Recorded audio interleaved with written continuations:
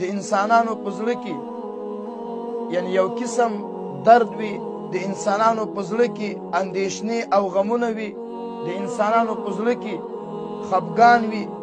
د هغو وجه دا ده چې انسانان د الله رب العزت له دینه جخلر سوي دي.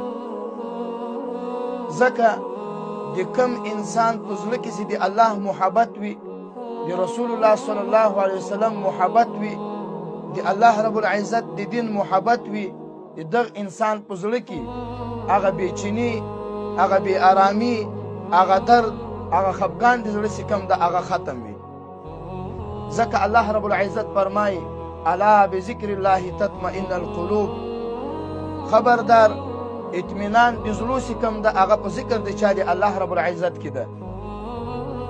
نو امام غزالی رحمت الله تعالی علیه هغه فرمایي د انسان د زړه خفګان، د انسان د زړه درد، د انسان د زړه غم، د انسان د زړه هغه ټینشن داسې ختمیږي، دا د الله رب العزت په عبادت باندې ختم کیږي.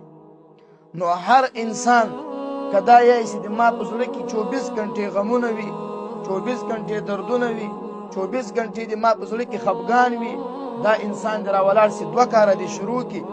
زه د دغه انسان ذمہوار یم چې الله رب العزت به د دغه انسان له زړه جخه هغه ټینشن، هغه خفګان، هغه درد الله رب العزت به ختم کوي. هغه دا انسان دی الله رب العزت هغه فرض عبادت سلمونز ده، دا دی په پابندي باندې شروع کی. هغه د قرآن عظیم الشان دی، یو رکوع، دو رکوع، یو نیمه سپاره دا تلاوت یې ورسره شروع کی. که د دغه انسان په زړه کې هغه ټینشن، هغه خفګان، هغه درد نو ختم کړ سوی چې په ټوله زندگی باندې دی ما خبره بیا په ټول عمر باندې هغه کس نه مني. نن چې انسانانو په زړه کې ټینشن پیدا سوی ده، خفګان پیدا سوی ده، درد پیدا سوی ده، د هغه وجه دا د انسانانو د الله رب العزت عبادت ته شاور ګرځولې ده.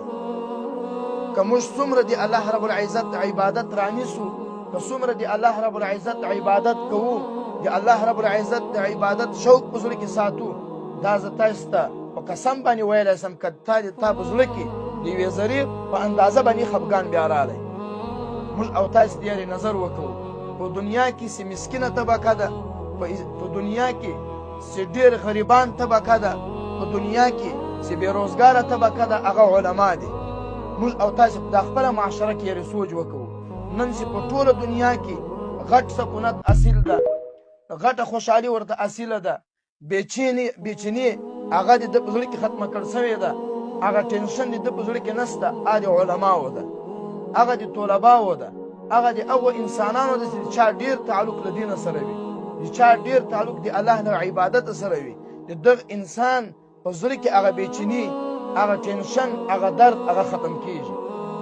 موږ او تاسو په د خپله معاشره کې ورته ګورو چې علما الله رب العزت څومره هغه خوش اخلاقه، څومره خوشحاله الله رب العزت پیدا کړي دي، څومره خوشحالي چې دوی په زړه کې ده، په ټول مخلوق کې د چا په زړه کې دومره خوشحالي نشته. نن چې د طالبانو په زړه کې کومه خوشحالي ده، د نورو خلکو په زړه کې دا خوشحالي نشته. ولې د عالم او د طالب د دغه 24 غنټې تعلق د الله له دینه سره وي، د الله له ذکر سره یې تعلق وي. نو څومره هم چې د انسان په زړه کې ذکر زیاتیږي، د الله دین زیاتیږي، د دغه انسان په زړه کې خوشحالي راځي، د دغه انسان په زړه کې دردونه او غمونه چې کوم دي هغه ورکیږي. موږ او تاسو د الله رب العزت فضل وکړي. کوم شی چې د انسان د ټینشن دپاره سبب ده، کتابونه چې شي اول لوی ټینشن هغه د ټینشن دپاره لوی سبب هغه حب د دنیا ده، د محبت د دنیا. دغه لوی ټینشن د انسان دپاره یو لوی سبب ده. نن د الله فضل وکړي، د موږ او تاسې په دنیا کې بل کار نشته چې کار هم د هغه د دنیا ده. نن موږ او تاسې دین ته شاور ګرځولې ده، د الله رب العزت ذکر ته مو شاور ګرځولې ده، د الله عبادت ته مو شاور ګرځولې ده.